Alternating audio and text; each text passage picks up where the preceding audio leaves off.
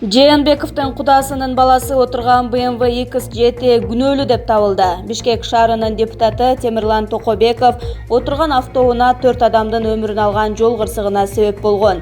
Бул тууралуу экспертизанын жыйынтыгында аныкталгандыгын Ысык Көл областынын ички иштер башкы башкармалыгынын маалымат кызматы билдирди. BMW X7 машинесинин айдоочусу жогорку ылдамдыкта бара жаткандыктан унааны токтото албай Lexus үлгүсүндөгү унаанын сүзүп кеткендиги аныкталды. Азыр соттук өндүрүштүн негизинде айдоочу 2 ай үй камагына алынды.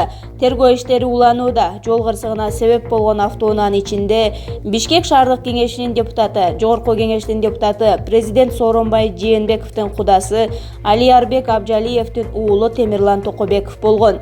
Эскерте кетсек, Темирлан Токобеков катышкан жол кырсыгы быйыл 7-июлда Бактуу Долоноту айылында болгон. Lexus жана Токобеков отурган BMW машиналары кагышып, Lexus автоунаасынын ичиндеги 4 киши тең мерт кеткен. Жанар Акаев Мелис Турганбаевди сынга алды. Жогорку кеңештин депутаты Жанар Акаев Марал радиосуна берген маегинде жаза аткаруу кызматынын төрагасы Мелис Турганбаев караларды актап маек бергенин сынга алды. Акаев криминалдарды актагандарды мамлекеттик идеологияга каршы саясат жүргүзгөн адам катары баалады. Криминалдарды кара ниет, өлкөнү артка тарткан адам катары сүрөттөө зарыл. Тескерисинче, өкмөттүн өкүлдөрү чыгып, криминал дегенге кошула албайм, ал жакшы эле киши дегендей маек берүүсү өкмөттүн кылмыш дүйнөсүнө такыр күрөш жарыялабай жаткандыгынын белгиси, деди эл өкүлү. Назарбаевдин мурдагы кеңешчиси Бакиев Белоруссияга эмнеге качканын түшүндүрдү. Казакстандын президентинин мурдагы кеңешчиси жана Белоруссиядагы элчиси Эрмухамед Эртыспаев «Время» гезитине берген маегинде Кыргызстандын мурдагы президенти Курманбек Бакиев эмне себептен Белоруссияга баш калкалагандыгы тууралуу пикирин айтты. Эске салсак, Курманбек Бакиев 2005-жылкы Жок Азын революциясынан кийин бийликке келген. Ал эми 2010-жылкы төңкөрүштөн соң үй бүлөсү менен өлкөдөн чыгып кеткен. Ага Белоруссия саясий башпаанек берип, ушул убакка чейин ошол өлкөдө жашап келет. Эрмухамед Эртыспаев 2010-жылы президенттин кеңешчиси болуп иштесе, 2017-жылдан тарта ушул жылдын август айына чейин Казакстандын Белоруссиядагы элчиси болгон. Журналисттин эмне себептен Белоруссия Кыргызстандын качкын президентин кабыл алган деген суроосуна Эртыспаев Александр Лукашенконун сөздөрүнө таянып жооп берди. Белоруссия президенти Бакиев өзү чалып жардам сураган деп айткан. Албетте ортодо сүйлөшүүлөр болсо керек. Бирок бул Назарбаев, Путин жана Лукашенконун биргелешип кабыл алган чечими деп ойлойм, деди Эртыспаев. Дипломаттын айтымында, Казакстан анда Бакиевке башпаанек бере алмак эмес, анткени бул кадамды Бишкек душмандык катары кабыл алмак. Россия канчалык чоң болгону менен Путин Кыргызстандан качкан бардык президенттерди кабыл ала албайт да. Бул менин пикирим, балким жаңылышым дагы мүмкүн, деди Эртыспаев. Белгилей кетсек, Белоруссия лидери 2010-жылы Курманбек Бакиев анын үй бүлөсүн сактап калуу өтүнүчү менен кайрылгандыктан башпаанек берүүнү чечкенин айткан. Ошондой эле бул анын жеке чечими экенин кошумчалаган. Шок. Токмокто эгиз төрөлгөн балдардын бирин врачтар алып, ордуна аборт болгон жансыз денени карматып коюшкан. Ата-энеси чыркырап чындык таппай жүрүшөт. Токмокто эгиз уулдарды төрөгөн эненин бир баласы чарчап калды, бирок буга жаш келин ишенбейт. Себеби экөөнү тең колуна алып эмизгенин айтат. Ал эми дарыгерлер чарчап калган ымыркайдын сөөгүн өлүкканада деп ата-энеге көрсөткөн эмес. Бул тууралуу жабыркаган келин кайда барып акыйкат издээрин билбей, укук коргоочу Рита Карасартовага кайрылган.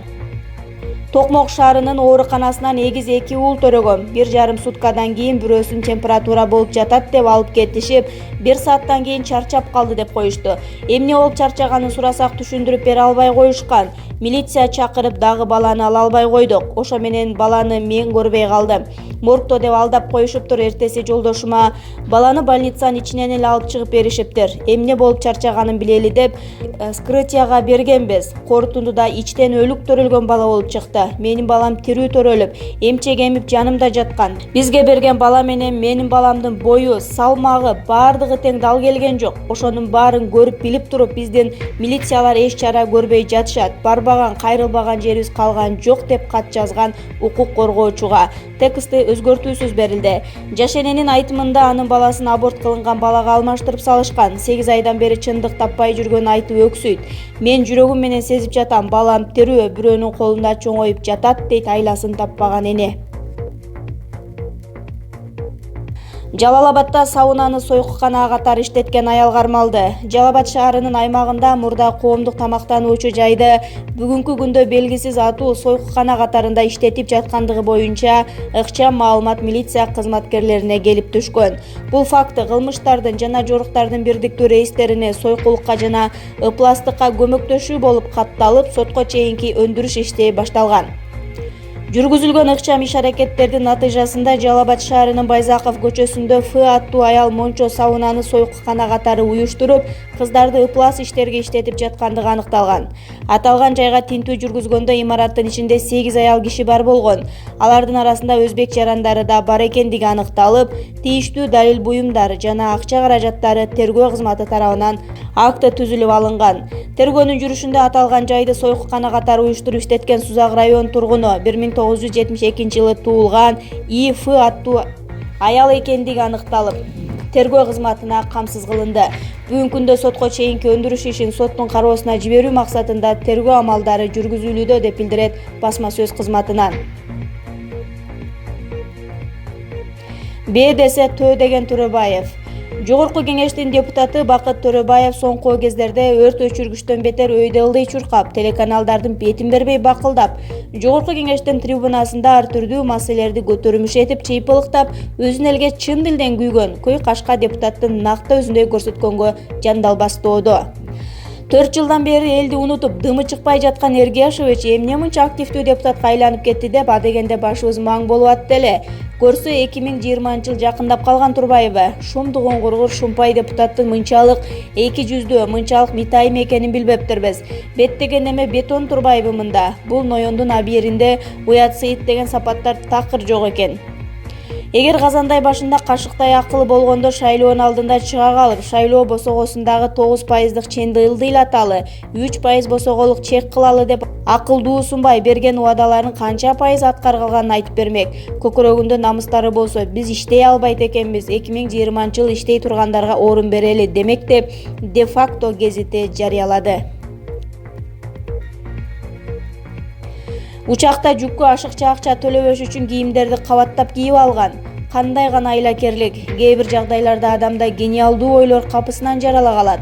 Филиппиндик Гел Родригес өзүнүн социалдык чөйрөнү мынчалык таң калтыраарын күткөн эмес. Ал эмне кылган? Аэропорттун каттоо кызматынан ага кошумча жүк үчүн төлөм 9 килограммдан башталаарын билдиришкен. Ал эми 7 килограммга чейинки жүк бекер болгон. Гел кошумча акча төлөгүсү келген эмес жана аэропорттун кызматкерлерине маселе жок деп ишеничтүү жооп берип, сумкадагы кийимдерин кабаттап кие баштаган.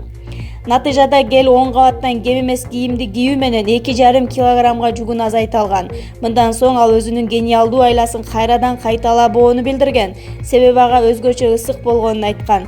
Бул жагдайды ал өзүнүн социалдык баракчасына жайгаштырып, бир катар интернет колдонуучуларынын кызуу талкуусуна алынып, 3600 лайк, 1000ден ашуун комментарий жана 20 000 бөлүшүүгө ээ болгон.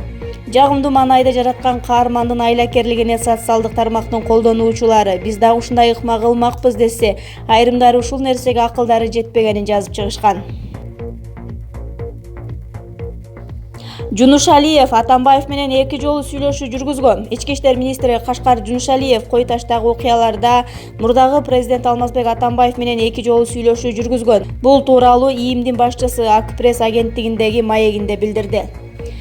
Мен Атамбаев менен 2 жолу сүйлөшүү жүргүздүм. Калгын келсе кала бер дедим. Каза болгондор жана жабыркагандар бар болгондуктан ал мен үчүн кылмышкер экенин айттым. Жанындагылар жабыркашын каалабасымды билдирдим. Ошондо ал мага "Кашкар байке, мен чыкпайм" деп жооп берди. Мен баары бир чабуул коюлаарын айттым. Анан биз Атамбаев менен чыктык деп билдирди Жунушалиев. Министрдин айтымында Кой Ташта саат 15:30-дан 19-га чейин болуп, ал жактан Алмазбек Атамбаев менен чогуу чыккан. Ал эми сүйлөшүүлөр кандай өткөнү, ошол учурда жанында Асанов болгонбу деген суроого министр сүйлөшүү учурунда орун басарын көрбөгөнүн айтты деп жазды Ак пресс. ИИМ башчысынын мурдагы орун басары Курсан Асанов 7-8 августта Кой Ташта Атамбаевди кармоо операциясында милициянын кызыкчылыгын сатты жана ишеништен кетти деген жүйө менен кызматтан алынган. Кийин ага карата жазык кодексинин 320-беренесинин негизинде кылмыш иши козголгон. Ишти аскер прокуратурасы тергеп жатат. Кой Таш окуясы учурунда бир офицер каза болуп, 100дөн ашуун адам жараат алган. 8 августтагы операция тууралуу Атамбаев кармалар алдында аны менен Асанов сүйлөшүп жаткан видео тараган. Кыргызстандан умрага баргандар 3-4 эсе көбөйдү. 2018-жылы Сауд Арабиясына умра зыяратына Кыргызстандан 11 000 адам барды. Мусулмандардын дин башкармалыгынын борбордук текшерүү комиссиясынын мүчөсү Бакыт Нурдинов Азаттыкка билдиргендей, бул сан 2-3 жыл мурдагыга салыштырмалуу 3-4 эсе көп. Умра сапарын 15 туристтик фирма уюштурат, бирок дин эркиндиги жана диний уюмдар жөнүндө мыйзамда ажылык менен умра зыяраттарын уюштуруу жана жөнгө салуу муфтиятка берилген. Укуктук жактан караганда мусулмандардын дин башкармалыгы умраны уюштурууну кантип өзүнө алат деген суроо бар. Бул үчүн муфтий Максатбек Токтомушевке эрк керек. Муфтият туристтик фирмалар менен келишим түзүп зыяратты уюштурууну көзөмөлдөөгө тийиш, деди Бакыт Нурдинов. Умра сапарын уюштурууну мусулмандар дин башкармалыгы көзөмөлүнө алууну көздөп жатканын мурдараак муфтияттын ажылык умра бөлүмүнүн башчысы Жолдошбек Абдылдаев билдирген. Мусулман коомчулугунда умра кичи ажылык деп аталып, адамдар каалаган учурда Сауд Арабиясынын Мекке жана Медина шаарларына барып зыярат кылып келишет.